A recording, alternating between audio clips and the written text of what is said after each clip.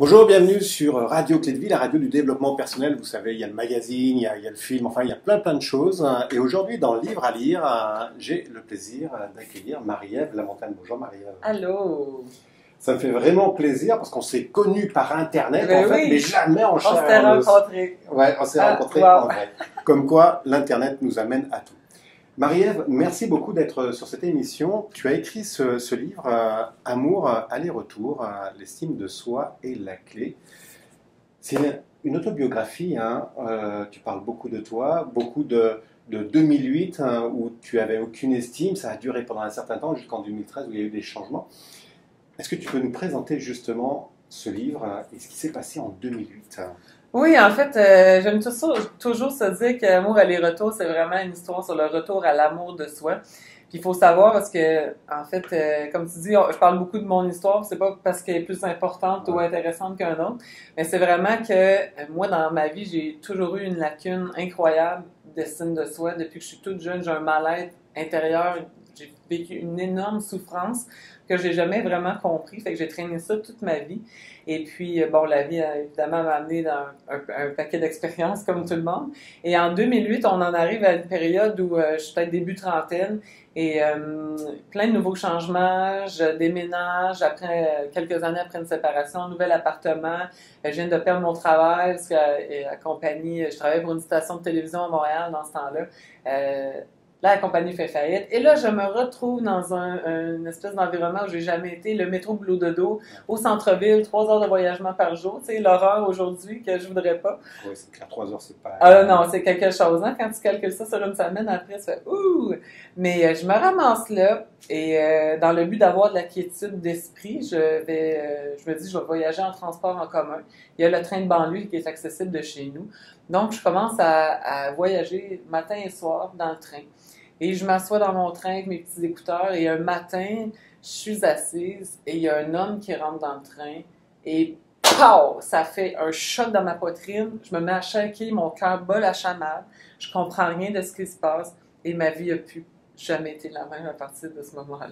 D'accord. Et ça, en 2008, tu as cette rencontre, ça te fait quelque chose de très particulier. Mm-hmm. Le monsieur, lui, s'en est pas aperçu. Jamais. D'accord. Et en 2008, tu as cheminé, tu lui as pas parlé. Et ça a duré un certain nombre d'années. Hein. D'années. Ouais, c'est même très pas drôle. des mois, c'est carrément des années. Quand le comité de lecture du livre a lu l'histoire, ils ont dit « Voyons donc, ça se peut pas que ça ait duré aussi longtemps, ça n'a pas de bon sens, c'est pas vrai. » Tu sais, ils ne croyaient même pas. Ouais. La personne qui a écrit mon histoire, elle m'a dit « Oui, ça se peut, parce qu'elle a vécu quelque chose de similaire. » Mais oui, ça a duré vraiment longtemps. En fait, pour moi, parce que j'explique toujours dans qu'est-ce que je fais que quand on a un mal-être intérieur, on va toujours combler par des éléments extérieurs. Ouais. Et cet homme-là est un peu devenu ma bouée. Parce que même si j'avais des nouveaux défis, moi, je me suis énormément donné dans mon travail, ce qui m'a mené à un premier burn-out que j'ai pas été capable d'accepter. Fait que ça m'a mené à un deuxième burn-out que j'ai pas non plus été capable d'accepter. Ça m'a mené à un troisième. Et bref, dans tout ce processus-là où j'essayais vraiment de comprendre ce qui se passait à l'intérieur de moi, je sentais que j'étais pas bien ni heureuse. Lui, vraiment, c'était... Évidemment, j'étais moi célibataire dans ce temps-là, mais c'était vraiment comme un petit bling-bling dans mon quotidien qui me donnait la force de me lever le matin, de m'habiller, de me coiffer, de me maquiller, de me mettre des bijoux et d'affronter la réalité. C'était vraiment... J'ai l'impression que la vie m'envoyait ça un peu pour me donner pour te de la tester. force. Ouais. En même temps, peut-être aussi pour me tester. Alors, évidemment, comme j'avais aucune estime de moi, il était hors de question même que je puisse penser m'asseoir à côté de lui ou à proximité. Ouais. Parce qu'à cette époque-là, tu n'avais pas du tout d'estime de toi. Hein. Ça remonte à très très loin. C'est ce que tu expliques dans les émissions que tu as fait sur la radio. Donc en 2008, tu n'as carrément pas d'estime de toi. Il y a eu une séparation avant. Tu rencontres cette personne-là et donc du coup, en effet, ça te fait ce petit côté bling-bling. Oh oui. C'est marrant parce qu'en France, le bling-bling, on pense à Sarkozy, les bijoux, les machins, etc. Oh. Donc, mais le bling-bling, pour toi, c'était quoi? C'était le petit moment de brillant. C'est comme, oui, c'est ça, sur le... J'aime ça dire bling-bling, c'est le brillant, toute la dorure, mais le petit moment qui fait du bien en dedans, qui te fait scintiller. Tu sais, quand on rencontre quelqu'un, puis on se sent bien, là, j'aimais ça. Puis en même temps, moi, je suis une fille, j'aime ça rire, j'aime ça, je suis très, je sais pas, en France, on comprendrait bien ce terme-là, mais gaffeuse, tu sais, je suis un petit peu maladroite. Et alors, j'essayais d'attirer son attention, évidemment, c'est tellement plus facile que de dire les choses directement. On essaye indirectement. Comment tu faisais ça, justement, d'essayer Ben, mais c'est aussi nono que je me levais. Puis, tu sais, t'essayes de prendre la posture parfaite, de bien marcher. Puis là, c'est comme... Ça marchait pas, mon affaire. Mes sacs se pognaient dans les bancs. Je manquais de tomber en bas de mes talons. À un moment donné, j'essayais... Tu sais, j'étais tellement... Tu sais, je checkais à chaque fois qu'il était à proximité de moi. Fait qu'à un moment donné, je me souviens, j'ai failli crever l'œil de quelqu'un en ouvrant mon parapluie. J'avais failli frapper. Il y a des grosses poutres d'acier sur le quai. Failli rentrer en pleine face dedans. J'en ai fait des affaires épouvantables pour essayer d'attirer son attention. Il te voyait, justement? Je ne sais pas. Ouais. Je ne sais pas s'il me voyait. Est-ce qu'il travaillait toujours dans son ordinateur? Tu sais, le train, là, tout le monde est à sa place. Et, tout le monde est dans sa bulle. Puis à un moment donné, je me suis dit, OK, là, fixe-toi donc un défi. Tu sais, c'est question d'augmenter ta confiance, un peu ton estime, parce que, évidemment, l'estime, ça se développe pas en restant dans l'inaction, en faisant une action qu'on développe de la fierté, puis ça développe l'estime. Fait que je me suis dit, commence par au moins essayer de sourire. Tu sais, tout le monde est capable de sourire. C'est le premier objectif que je m'étais donné.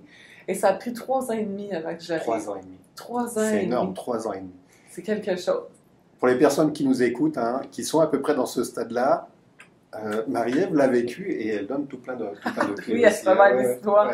3 ans et demi, puis le deuxième objectif que je me suis donné après, ça a été de lui faire simplement un compliment, de lui dire que je le trouvais bel homme.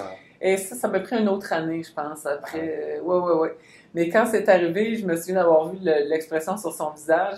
Et à partir de là, les choses ont changé. On a commencé à parler, simplement des 2 personnes qui se connaissaient. On se croisait quelques fois dans le train. Mais par la suite, il faut lire le livre, il faut savoir. Oui. Lisez le livre. Moi, elle m'a tout raconté. Hein? Pas tout, mais... Pas tout, mais moi aussi, je vais découvrir le livre par rapport à ça. Excuse-moi. 2013, il y a d'autres choses qui se sont passées après. Tu as décidé aussi de faire un tournant. Il y a eu aussi un burn-out. Donc, sans trop rentrer dans le détail, il y a eu des changements. Et c'est là où tu as créé justement l'échelle de la montagne et tout ce qui t'a permis de devenir la personne que tu es maintenant. Là. Exactement. Ben oui, à un moment donné, j'ai été amenée de vivre cette vie-là, de souffrir. Je ressentais beaucoup à l'intérieur de moi, je pense qu'on le vit de plus en plus, cet appel-là à faire quelque chose qui nous correspond. Ce que je faisais, ça ne me correspondait plus. Alors, j'ai sauté dans le vide sans vraiment jamais savoir ce que j'allais faire. Mais ça m'a pris 2 ans à m'accueillir là-dedans, à faire beaucoup de cheminement personnel. Et il n'y avait pas de radio Clic Vie dans ce temps-là pour m'aider.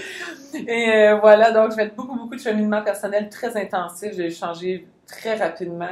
Les choses se sont alignées. Alors, la vie m'a appris à la dure, à prendre position pour moi. J'étais une grande sauveuse. J'ai beaucoup priorisé les gens.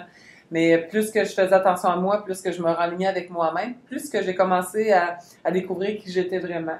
Puis, évidemment, en septembre 2015, comme tu l'as dit, j'ai créé l'échelle de la montagne, dont les émissions que j'ai faites pour la radio ont suivi. Après ça, l'année passée, j'ai fondé la Journée de l'estime de soi, qu'on amène en Belgique cette année, puis peut-être en France. On va un petit peu de l'actualité, là. Ben oui, fait que, donc, il y a plein de choses qui ont suivi. Puis le livre, à partir de 2013, j'ai commencé à l'écrire parce que je me suis dit, pourquoi pas écrire? J'adore écrire, j'ai une force vraiment, moi, c'est de mettre des mots sur des émotions. Depuis que je suis petite que je rêve d'écrire, fait à un moment donné, le livre était là, je me suis dit, coudonc, pourquoi pas faire quelque chose avec ça? Puis on en est là aujourd'hui, je fais des conférences, je prône le signe de soi, le livre c'est un média, pour moi la conférence en est un, je travaille avec le profil Nova, il y a plein de trucs, de choses, c'est... Il y a un deuxième livre qui est en train d'être écrit. Ah, il est écrit? Il est déjà écrit, donc il n'a pas tardé à sortir. Non. Il sort quand? Il sort, si tout va bien, à l'automne, il sort. Alors, il sort en France, hein? Il sort en France le 11 avril, là, je capote.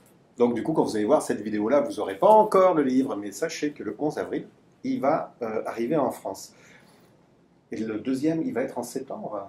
Septembre, si tout va bien, septembre ici. D'habitude, septembre, ça suit quelques mois plus tard. Fait que d'après moi, il va être en septembre au Québec. Puis quelques mois donc pour Noël. Ouais, pour Noël, l'enfant, ça serait bon, cadeau, ça. Ouais, je vais y mettre ça comme intention. Ouais, je pense que, et puis avec ton éditeur, je pense que c'est possible de faire ça. Mais oui. Ton actualité, donc le livre sort en France, le deuxième livre est en cours, mais tu as aussi des actualités par rapport à tes conférences. Oui. Qu'est-ce qui arrive dans ces semaines à venir? Est-ce que tu as des conférences? Oui, ça se passe pas mal autour. Puis en fait, il y a de la nouveauté parce qu'il y a comme une nouvelle agente qui vient de me prendre sous son aile. Donc, on est en train vraiment de retravailler à la base. J'emmène les gens à la base. Alors, moi-même, la vie me ramène à resolidifier mes bases. Donc, présentement, c'est super drôle. Je suis vraiment en train de redéfinir ce que j'ai le goût de faire. Mais, en fait, moi, il y a une grosse différence. Pour moi, je fais des conférences et je me vois pas vraiment comme conférencière dans le sens où si la vie m'amène là, je vais y aller. Si la vie m'amène dans l'écriture, je vais aller là. Je me mets vraiment au service, je vais dire ça comme ça. Je ne sais pas qu'est-ce qui va arriver. En fait, tu te laisses porter. Oui, exactement. Je me suis tellement battue, j'ai tellement essayé d'avoir le contrôle sur ma vie que j'en suis arrivée vraiment au bout où quand on arrive qu'on ne peut plus se gérer parce qu'on a trop épuisé notre corps. Maintenant, je suis dans cette ère-là, vraiment présentement, où j'essaie de plus réfléchir avec ma tête, mais je me laisse vraiment porter par mon intuition, qui est vraiment ma clé maîtresse dans ma vie. Et si c'est par la conférence, ça sera par là. Si c'est par l'écriture, si c'est par n'importe quoi, ça sera là. Donc, il y a des conférences qui s'en viennent dans le bout de Montréal, le 12 avril, entre autres. Les Salons du Livre à Québec, à Montréal à l'automne. Pour le reste, go with the flow. Mais mon élément principal qui s'en vient, c'est vraiment aussi on travaille sur la journée de l'estime de soi. Oui, justement, là, tu peux en parler un petit peu de cette journée d'estime de soi? Oui, ben j'ai fondé sur un coup de tête vraiment la journée de l'estime de soi l'année passée. On a fait ça le 25 octobre. Je m'attendais vraiment à rien, puis j'ai une super belle réception dans les médias québécois. J'avais juste le goût d'éveiller les gens justement une journée à l'importance de se ramener à eux, de lâcher leur téléphone, leur tablette, de regarder les gens dans les yeux, de considérer l'humain autour d'eux autres, dans l'autobus, dans le métro, dans le train, de juste se conscientiser que c'est tellement important justement. L'estime de soi, ça se développe. Je dis toujours, c'est un mode de vie pour moi. Ça se développe dans des valeurs de paix, d'amour, de bonté, de gentillesse. Alors, pour une journée d'au moins, juste faire « OK, on arrête-tu le temps un peu pour se ramener? » Donne une tape sous l'épaule à ton collègue de travail que tu apprécies, mais on focalise beaucoup dans notre société aujourd'hui sur qu'est-ce qu'on n'a pas ou ce qu'on n'arrive pas à accomplir. Ou par exemple, dans des compagnies, on focalise sur des objectifs à atteindre, mais jamais on prend le temps de se féliciter pour ce qui a été accompli. Puis je pense que ça vaut vraiment la peine. Et j'espère que ça ne sera pas juste une question d'une fois par année, mais au moins une fois par année qu'il y a un mouvement que je veux créer avec le temps. Et encore là, j'y vais vraiment dans le respect de moi-même là-dedans, parce que je serais capable de me reperdre dans la performance. Là. Mais un moment pour se ramener comme société, puis se ramener à l'essentiel. C'est vraiment important pour moi de ramener ce message-là. Et je me sens vraiment bénie. Il y a quelqu'un en Belgique qui m'a approché justement pour ramener ça là-bas. Est en feu, est déjà en train de prévoir des événements comme ça. Alors là, ça me pousse un peu. Donc, on est en train de voir, on va garder ça simple encore cette année, mais il y a des gens, je sais, de l'extérieur. On va trouver des outils PDF qui vont pouvoir être téléchargés un petit peu partout dans le monde, où que les gens, ça va les aider à se sensibiliser cette journée-là. Puis bon, il y aura d'autres choses, mais vraiment, moi, je veux me respecter là-dedans. Je sais que je pourrais faire ça gros comme ça, là, j'aime bien ça.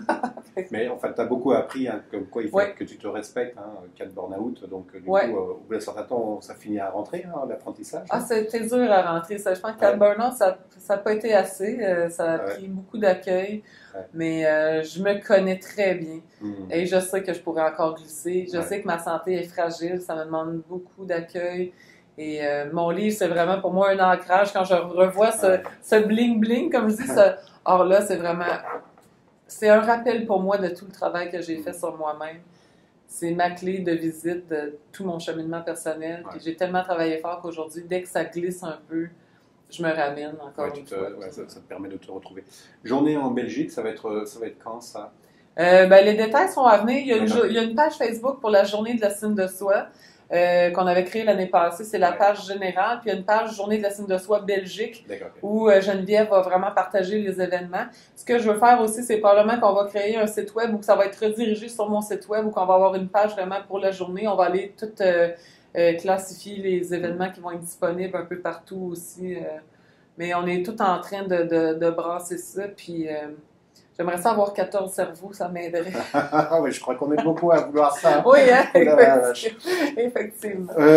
Écoute, merci bien. Est-ce que tu peux donner ton adresse de site web sur lesquels on peut te retrouver? Justement. Effectivement, merci de le spécifier. Oui, Marie-Ève Lamontagne, Hey, j'ai tant salon toute la journée, hein, mon cerveau il est plus là. C'est-tu vraiment ça? Oui. marievlamontagne.ca, c'est excellent. marievlamontagne.ca. Puis toute l'information sur ce que je fais est vraiment là. Puis ma page Facebook, c'est Marie-Ève Lamontagne, porteuse d'estime de soi. C'est vraiment le petit nom que je me donne parce que pour moi, c'est un message que je porte. Et puis la manière, c'est... on verra bien avec le temps. Comment est-ce que ça va cheminer? 25 octobre de toutes les années, journée de l'estime de soi. Oui. Ça va être bien. Donc retenez aussi la date, le 25 octobre donc 2017. Non, 2017. Ouais, 2017, il y aura aussi une journée de l'estime de soi. En plus, justement, des activités en Belgique. Puis il y aura certainement des activités aussi en France. Je l'espère. J'en doute pas. Ça, à mon avis, ça va faire son chemin. Ça chemine, ouais. Marie-Ève, merci beaucoup. Merci à toi. Les amis, amour, aller-retour, l'estime de soi est la clé. De toute façon, vous avez le livre qui doit être affiché par là, je crois, de l'autre côté, peu importe. Mais quoi qu'il en soit, vous avez retrouvé tout ça. Marie-Ève, encore merci beaucoup. Ça me fait très plaisir de vous rencontrer en chair et en os. Oui, vraiment. Où on est là, où on travaille sur Internet. Ça fait vraiment très plaisir de se travailler. Je te remercie publiquement d'ailleurs d'avoir fait toutes ces émissions. Pim, ton estime, c'était 12 émissions qui étaient vraiment super sympas, d'une qualité très professionnelle, et des beaux invités que tu as accueillis. D'ailleurs, je vous invite à aller voir ces émissions sur le site, d'ailleurs, ça doit défiler quelque part en dessous. Merci beaucoup, Marie-Ève. Merci à toi, merci à tout le monde, puis parlez-en, l'estime de soi. C'est même pas juste que c'est mon livre, mais pour moi, c'est un message tellement important que les gens en ont tellement besoin. Alors voilà, on va lancer la bonne nouvelle. Voilà, et puis partagez. À tous, bye bye. Merci encore à tous, et puis passez une excellente journée. Et n'oubliez pas le livre. Ciao, ciao, bye bye. Bye.